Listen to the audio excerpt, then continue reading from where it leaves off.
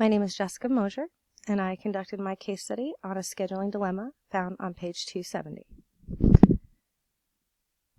A scheduling dilemma is a case study that oversees the proposal of a schedule that a project manager, Sarah, is trying to implement for a proposal that was done about 3 months prior to the beginning or implementation of a project. At the time that the proposal was conducted, a schedule was estimated based on a proposed amount of available resources. The company typically conducts their proposals to projects that start within 2 to 3 weeks from the time that the contract is awarded. Therefore, their schedules that are done during the proposal process are fairly accurate. In this particular situation, the project manager, Sarah, who is in charge of scheduling, is running into a problem where she does not have enough resources, and there is a real fear that the project will be delayed and or not be able to be completed with the resources that were originally proposed for her to use. In the end, I chose 3 questions, one of which was a 2-part question. The first question I chose is this a common situation for most companies, or is this an exception to the rule? I find that that is a very loaded question, and in this case, for this company, I do think that this is an exception to the rule.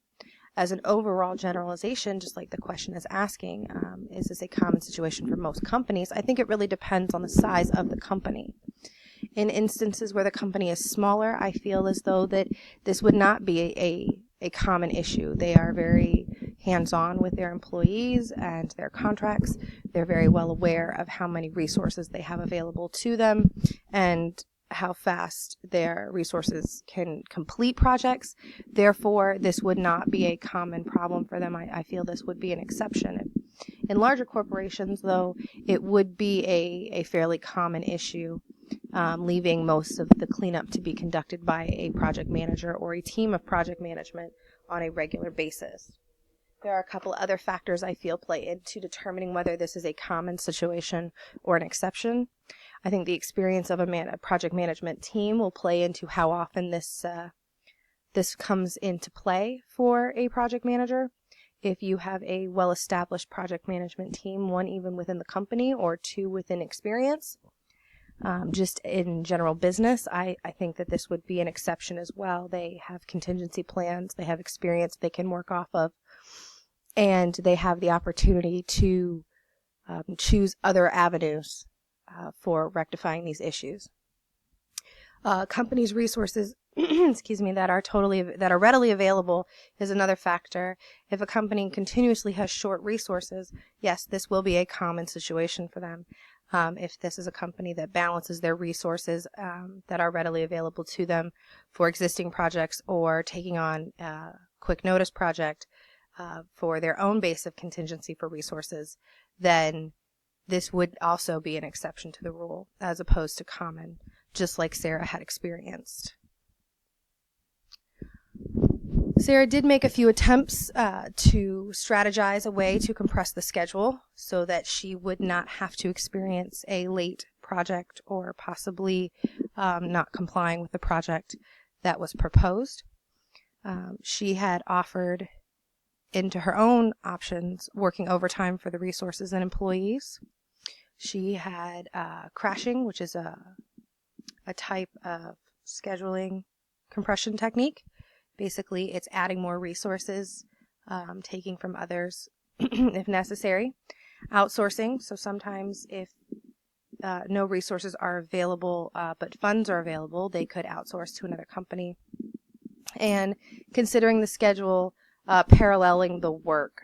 So originally, instead of just having tasks begin after other tasks have completed, have tasks begin at the same time. These were the options that she had come up with for possible schedule compression. The 2-part question comes in the form of were there any other techniques that could be considered? Fast tracking is a technique she could have considered. It is almost the same thing as parallel work. except it is almost abandoning certain activities or tasks that could potentially be avoided or cut out of the original proposal to still achieve the end goal. And resource reallocation. She could have taken resources from other projects and reallocated them to her own. It's similar to crashing. However, it would only be from resources that could either afford to let go because they're either on task and have the opportunity to still catch up if they get behind, or projects that are already ahead of schedule. However, two options she did not consider. Was Sarah correct in her analysis of these techniques techniques probable would not work on her project? She chose not to choose any of them. She ended up determining that she would have to either withhold the information that the project was late in hopes that they could get caught up or complete on time based on the resources she had, or she would have to come forward to the client and admit that there is a great possibility that the project will be completed late due to lack of resources. I disagree. I think she could have gone the route of working overtime, and I do believe she could have considered the scheduling of parallel work. There are some downsides to both of those. The most important one that she kind of touched base on was working overtime can create errors. It can also bog down the employees or burn them out, which would then lead to additional errors. And the condensing of the schedule or parallel working, she indicated that there were tasks that could not be started at the same time as others. Whereas I do agree that in some cases they could not start at the same time. I do feel that in some cases, if backtracking over parallel work to make sure that some of the work could get done so that they could reduce the late delivery of the project would have been worth it. And working overtime, there are some positives to that as well. First, you could open up overtime to those who would want it, typically those who are looking for some additional income or some additional experience on projects. Therefore, they would not be as inclined to create errors as those who are resistant to working overtime. Also, in the terms of burning out your employees, you could consider finding ways of boosting morale, such as providing meals, making some structured activities during break time to avoid thinking about work. You could also guarantee that, scheduled time off following the project would be uninterrupted. No one would call you in for it. In her case, outsourcing was not available due to sensitivity of the project itself. It was not something that could be conducted. And adding additional resources was stated that there were no additional resources to add. So unfortunately for Sarah, she would either one have to come clean to the client or withhold the information from the client and potentially have the project go late, or try to find a way to compromise on working overtime or considering parallel working some tasks that originally stated that they could not be combined.